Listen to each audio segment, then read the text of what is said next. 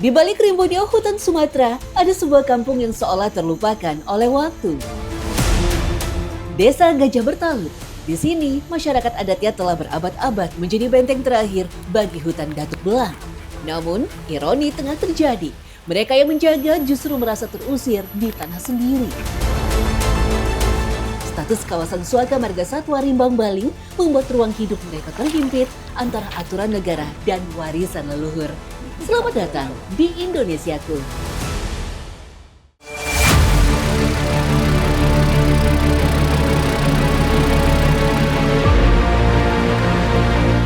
Perjalanan kami dimulai dari Desa Goma, Kecamatan Kampar Kiri Hulu, Kabupaten Kampar, Provinsi Riau. Di sini tak ada jalan lain menuju Gajah Bertalut kecuali menyusuri Sungai Subayang. Dan di Desa Gemah inilah segala kebutuhan sehari-hari warga Gajah Bertalut angkut melalui perahu pedagang sayur. Praktek ini telah dilakukan sejak puluhan tahun silam. Salah satu pedagang yang kami temui adalah Zain. Meneruskan usaha kerabatnya, kini Zain yang bertugas untuk membawa perahu dagangan ke Gajah Bertalut. Zain setidaknya menyusuri Sungai Subayang sebanyak 4 kali seminggu. 4 kali seminggu. Udah ada harinya kan? Udah. Hari apa aja? Hari Sabtu, hari Senin, Selasa, Kamis. Kenapa Pak dijeda-jeda gitu? Kenapa dilengkap-lengkap? Iya, kadang orang tuh mau apa, mau pasar juga, dia ditanya ini, tanya sana kan. Di daerah aliran Sungai Subayang, total ada 9 desa yang masih mengandalkan jalur air sebagai akses utama transportasi. Dari Tanjung Belit, Muara Bio, Batu Sanggan, Tanjung Beringin, Gajah Bertalut, Aur Kuning, Terusan, Subayang Jaya, sampai Pangkalan Serai di ujung yang berjarak 4-6 jam tergantung debit air. Zain sendiri mengaku hanya berjualan sampai desa Aur Kuning. Kenapa Pak nggak jualannya sampai Pangkalan? Jauh, Bu. Jauh. Kalau sekali jalan gini BBM biasanya berapa liter? BBM-nya 14 liter satu jalan. Kalau air naik kayak gini 15. Nah ini kalau musim hujan itu bisa jualan Pak? Bisa. Musim hujan, musim kemarau jualan terus Pak? Jualan. Pokoknya orang di atas udah menunggu kan, kasihan lihatnya.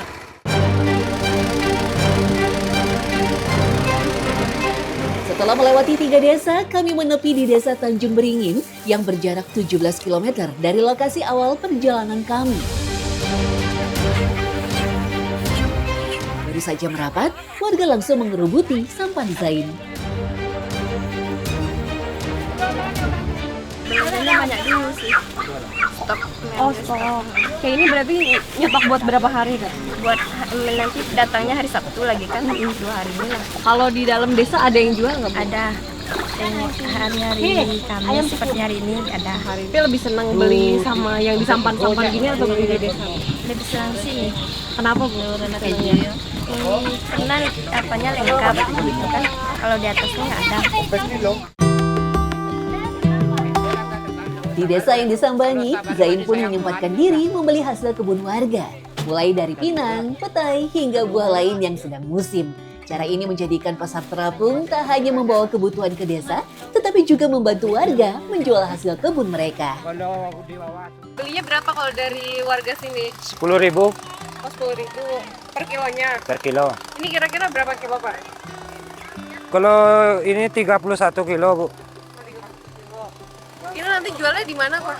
Jualnya orang ke Gema, ada orang jemput. Bukan di pasar yang pasar Kamis tuh berarti beda. Kan beda. Ya. Sekarang bawa ke Pekanbaru.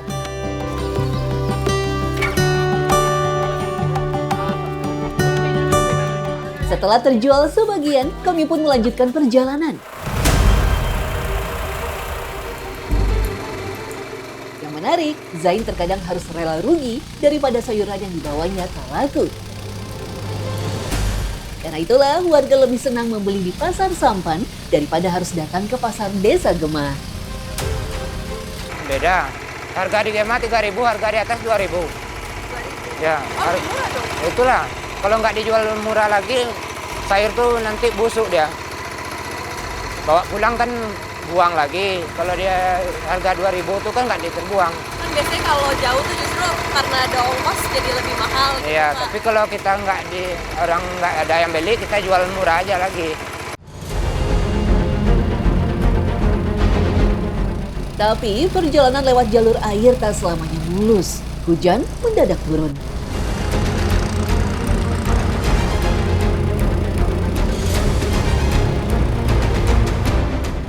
Di perjalanan kami akhirnya terkena hujan. Sementara perjalanan masih 1 jam lagi, sekitar 1 jam lagi. Ini perjalanan masih sejam lagi, tapi hujan. Alat-alat kita gimana ya Mas Ega? Malah di perahu sebelum. Ditutup terpal, Udah ditutup terpal, ya udah aman ya. Ini kita yang penting melindungi diri sendiri ya. Semoga cepat reda ya Allah. Kondisi sungai juga lagi deras-derasnya. Semoga aman sampai Gajah Bertalut. Kalau ada yang ngelanggar Pak, misalkan ada yang ngambil di sana, terus padahal belum sesuai kesepakatan, itu gimana Pak? Oh, kalau apa tuh sebetulnya kita ini pakai jampi-jampi gitu larangannya. Jadi kalau tidak bersama, ya tanggunglah risikonya sendiri.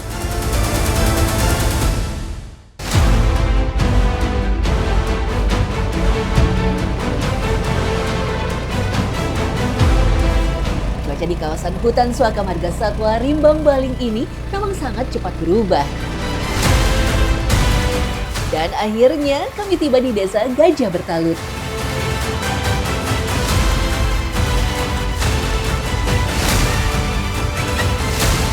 Sampai dulu.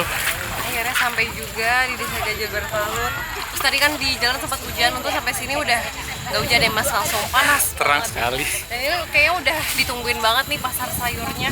Karena ini ibu-ibu langsung pada datang. Iya, langsung ramai banget. Sama seperti di desa-desa sebelumnya, kedatangan pasar terapung sudah ditunggu warga di tepi sungai. Beli cabai rawit, cabai merah, bawang, kadang ikan, misalkan nggak ada warung di atas kan nggak bawa-bawa ini, kadang pasar ini 3 kali seminggu. Jadi kami beli stok cabainya kadang setengah kilo, cukuplah untuk 3 hari. Buat 3 hari nanti habis beli lagi. Iya. Pernah nggak Bu, bahan-bahan di rumah udah habis gitu, terus kapalnya belum datang? Pernah Iya, terus itu gimana Bu? pas banjir.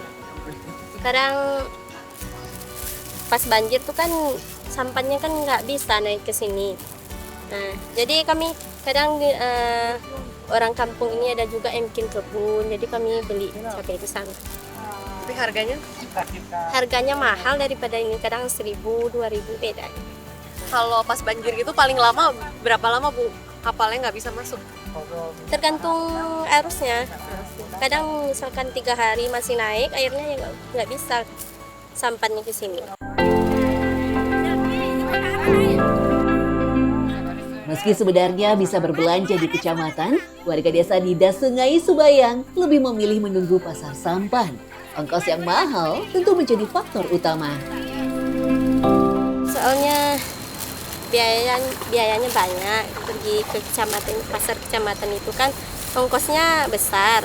Kalau ini nunggu sampan ini aja. Per orang biasanya berapa Bu sampannya? Kalau sekarang mahal, soalnya kan minyak udah naik, main 70-an satu orang. Oh iya. Kadang ada yang 80. Itu bolak-balik Bu? Enggak.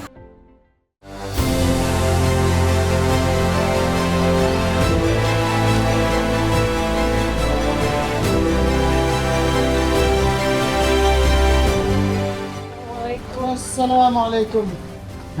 Alhamdulillah. Sampai juga di rumah warga. Kita ngadem dulu lah ya Mas, tadi udah kena matahari, kehujanan, kena matahari lagi. Iya, udah matang. Iya. Baju udah basah, udah kering lagi.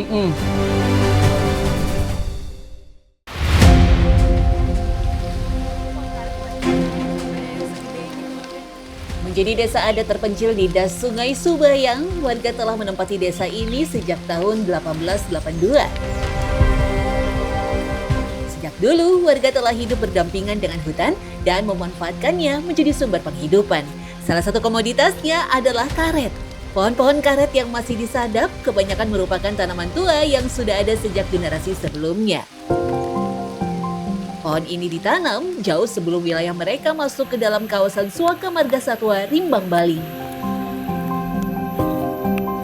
Itu kenapa sih Bu, kok jarang-jarang nggak semuanya karet gitu? Karena ada tanaman yang lain kan, misalnya durian, ada batang manggis, lansat gitu.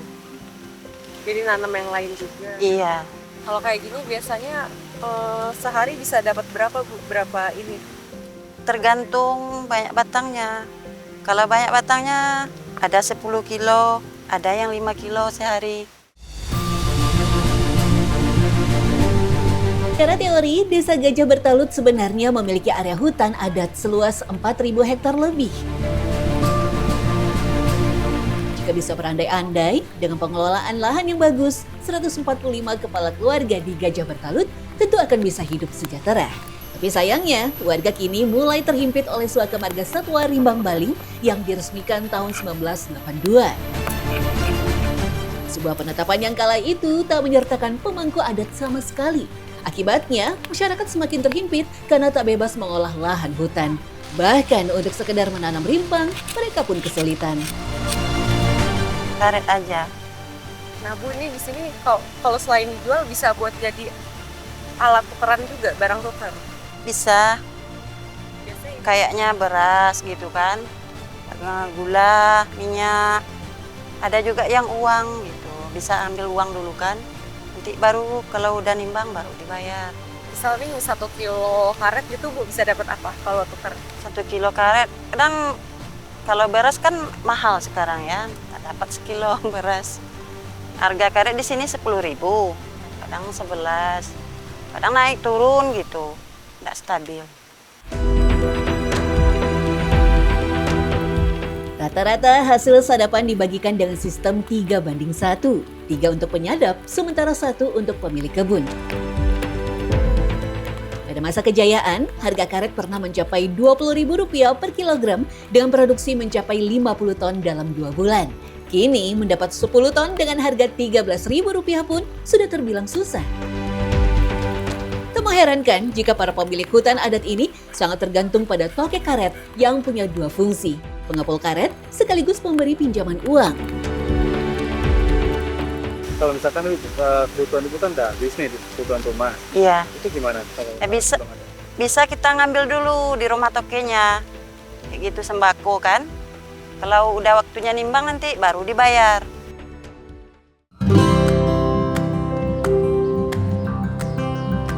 Setidaknya terdapat 6 pengepul karet di Desa Gajah Bertalut. Rata-rata dari mereka juga memiliki warung sembako yang dijadikan tempat rujukan warga ketika stok makanan menipis, sementara karet belum lagi panen. Kalau buat pembayarannya biasanya ke warga ini bentuknya gimana Pak? Tergantung orang yang punya karet. Kadang ambil beras, kadang ambil uang. Lebih seringnya apa kalau di sini?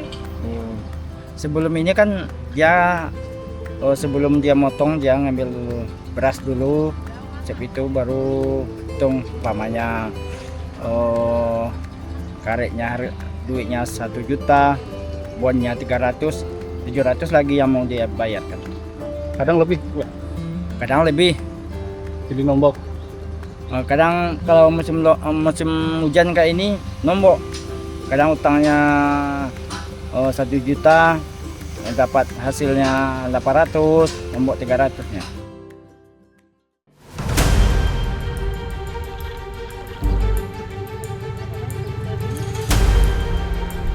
Ironis memang, di saat kawasan Rimbang Baling dipandang sebagai contoh kelestarian hutan, sebagian masyarakat adat yang menjaganya masih berjuang memenuhi kebutuhan dasar hidup. Mereka memiliki aturan adat yang ketat dalam memanfaatkan hasil alam.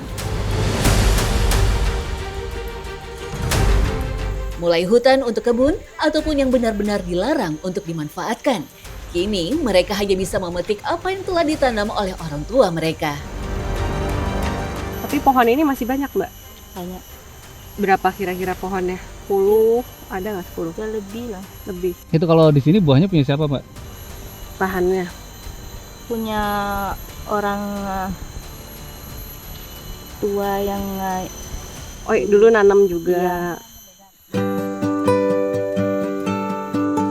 Buah-buah hasil hutan umumnya dijual kepada sesama penduduk dengan harga sekitar Rp8.000 per kilogram. Sebagian hasil panen juga dibawa pulang untuk konsumsi pribadi. Sementara jika hasilnya melimpah, warga akan memasarkannya melalui pasar terapung yang rutin melintasi desa-desa di sepanjang Sungai Subayang. Di balik keindahan alaminya, Gajah Bertalut memang menyimpan paradoks yang menyakitkan. Berdasarkan Undang-Undang Nomor 41 Tahun 1999 tentang Kehutanan, pengakuan hutan adat seharusnya memberi ruang bagi masyarakat lokal untuk tetap hidup dan beraktivitas di dalamnya. Namun di lapangan, proses pengakuan tersebut dinilai berjalan rumit dan berlarut-larut. Sesuai dengan kondisi masyarakat kita, kehidupan kita dengan hutannya saling dijaga oleh masyarakat kita. Tetapi tidak kecil kemungkinan masyarakat kita hidup di hutan itu seperti kayu, ada kebutuhan masyarakat kita ngambil kayu. Ada juga yang hidupnya dari rotan, ada juga dari pohon garu, ada juga dengan binatang yang bisa kita konsumsi. Seperti kijang, rusa, tapi tidak berburu habis-habisan, sesuai dengan kadang-kadang rezeki lah. Gitu. Jadi kita saling menjaga seperti kayu-kayuan itu ada petai, jengkol. Di situ kita selaku nenek mama dan pimpinan adat di kenegerian ini, kita menjaga petai itu tidak boleh ditebang. Supaya kehidupan masyarakat itu selalu berkesinambungan. Jadi bisa hidup setiap tahunnya kita bisa numpang hidup dari petai itu. Padahal secara turun-temurun, terbukti masyarakat Gajah Bertalut mampu melindungi wilayah hutan dengan baik.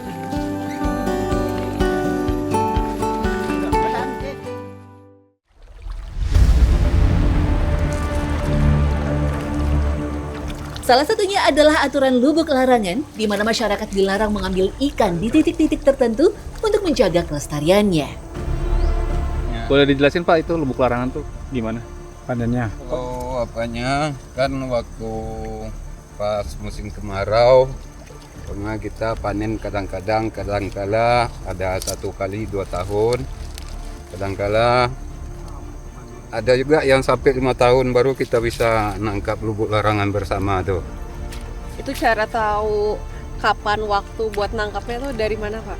Oh, dari kita semua, kita tengok kondisi. Kesepakatan masyarakat gitu. Kalau udah dangkal bisa ditangkap, umpamanya iya kita tangkap. Ketika masa pembukaan lubuk larangan tiba, hasil panen ikan pun dikumpulkan untuk kepentingan bersama. Mulai dari pembangunan atau renovasi masjid, serta kegiatan sosial masyarakat lainnya. Kalau sebetulnya kita nengok situasi kondisi kalau seandainya dangkal itu kita mempakati secara bersama untuk penangkapan lubuk larangan. Gitu aja. Kalau umpamanya ada atau tamu-tamu umpamanya cuma kita dikit cuman kan nggak secara bersamaan. Kalau ada yang ngelanggar Pak, misalkan ada yang ngambil di sana terus padahal belum sesuai kesepakatan, itu gimana Pak? Oh, kalau sebetulnya kita ini pakai jampi-jampi gitu larangannya. Jadi kalau tidak bersama ya tanggunglah risikonya sendiri. Kadang yang telah jadi guru bagi kita yang terdahulu daripada kita yang membuat ada yang menangkap tuh kejadiannya, ada yang bodoh nggak bisa lagi, nggak tahu apa-apa lagi, kemudian ada juga yang langsung meninggal dunia, perutnya gini. Nah, itulah pelanggaran kalau seandainya kita melanggar daripada lubuk larangan tadi.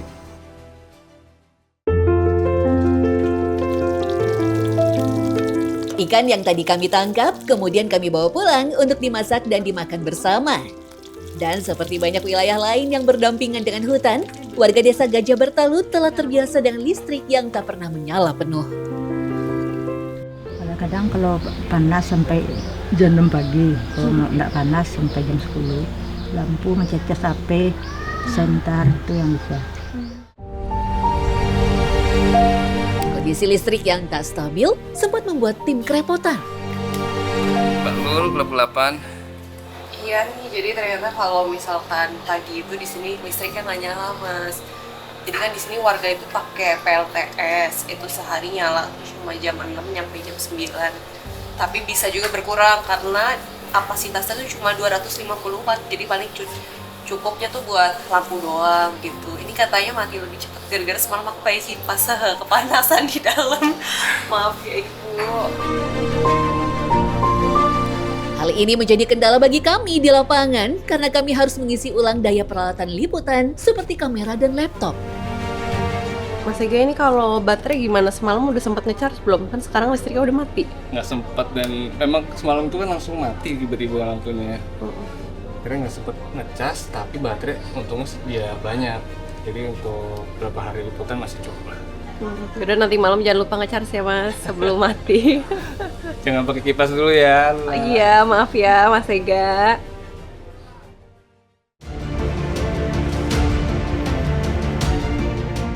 Sebelum hadirnya PLTS, warga desa Gajah Bertalut hanya mengandalkan genset dan mesin diesel untuk menikmati listrik. Warga baru mendapatkan aliran listrik pada tahun 2017 melalui program panel surya dari Pemerintah Republik Indonesia melalui Kementerian ESDM. Sebanyak 93 rumah warga menerima pasokan listrik sekitar 250 watt dari sistem PLTS. Warga dikenakan iuran rutin sekitar Rp30.000 per bulan untuk perawatan sistem. Meski begitu, kondisi PLTS yang sudah beroperasi lebih dari 1 dekade membuat pasokan listrik kembali tidak stabil. Sejumlah peralatan seperti SCC, baterai, dan aki diketahui belum pernah diganti sejak tahun 2017. Setelah sekitar 9 tahun beroperasi, pemerintah desa akhirnya menggunakan dana desa untuk melakukan perbaikan dan penggantian sebagian panel surya. Nggak sanggup mesin kita, kasih kuning nggak sanggup itu nggak nyampe pagi dia gitu. Paling tahan kalau full itu paling tahan jam 12 malam lah. Kalau kita naikkan umpamanya dari 250 menjadi 300 atau 400 kan nggak sanggup dia. Panelnya terutama, yang kedua baterainya nggak sanggup lagi. Kalau baterainya baru pas dari dulu tahun 2011 2015 nggak ada matinya gitu. Masalahnya semuanya kan baru dulu. Baterainya, modulnya, mesinnya. Berarti ini baterai belum ganti dari Belum 2015? Belum ganti. Itulah kami buka sebagian untuk jadi suku cadangan. Itulah aku bilang tadi, cuman ini tinggal 60% lagi.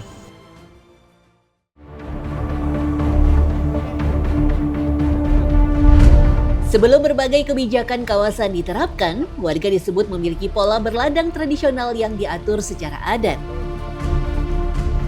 Area perladangan dibuka secara bergilir, kemudian dikembalikan menjadi hutan sebagai bagian dari tata kelola alam yang dijaga lintas generasi. Namun, berkurangnya akses ke hutan disebut membuat kebiasaan berladang kini hampir hilang. Pola hidup warga yang dulunya banyak mengandalkan hasil alam, kini semakin bergantung pada kebutuhan berbasis uang. Hutan itu merupakan pasar bagi mereka.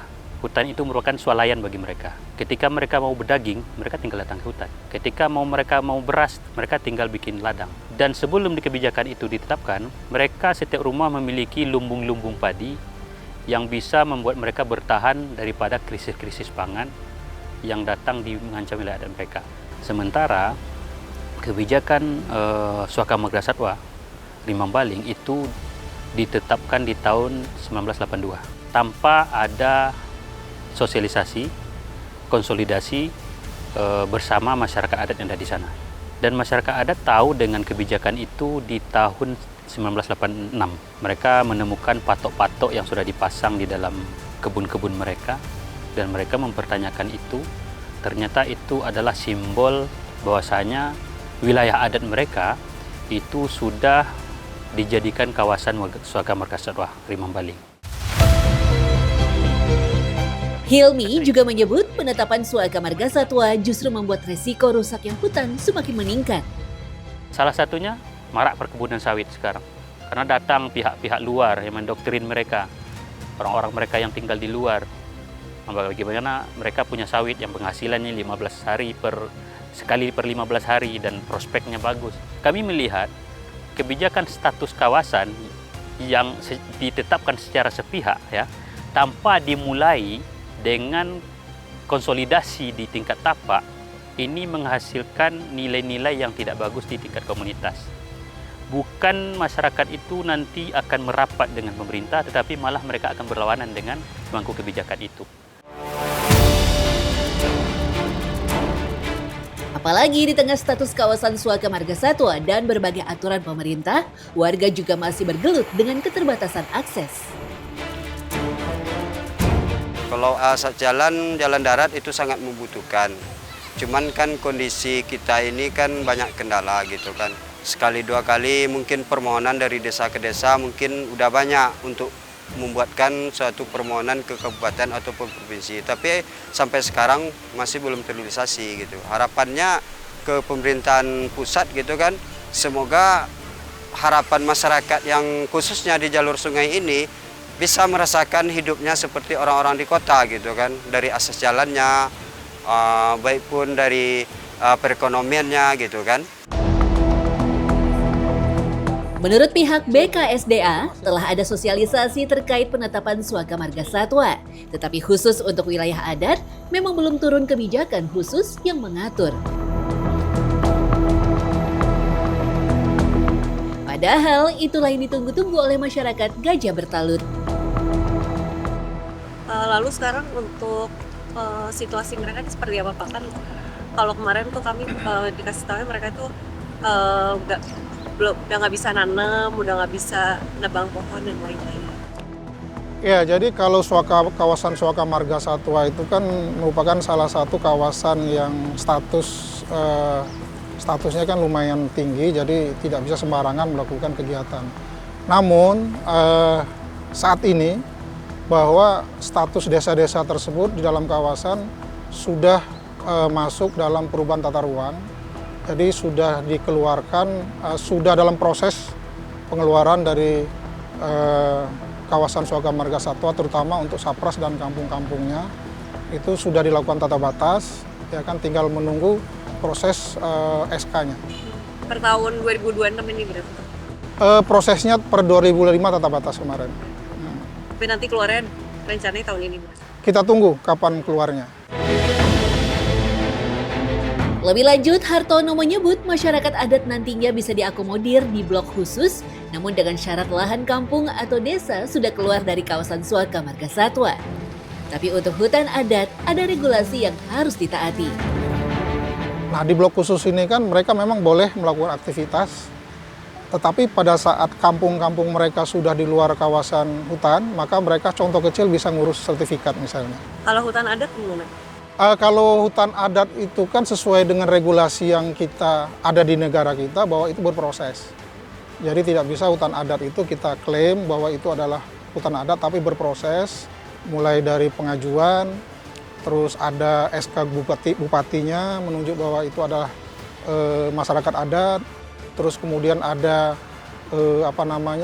kebiasaan yang turun-temurun masih berlaku sampai saat ini. Lantas, bagaimana dengan pemerintah Kabupaten Kampar?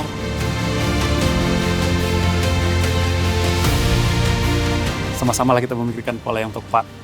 Bagaimana semuanya tidak ada yang dirugikan.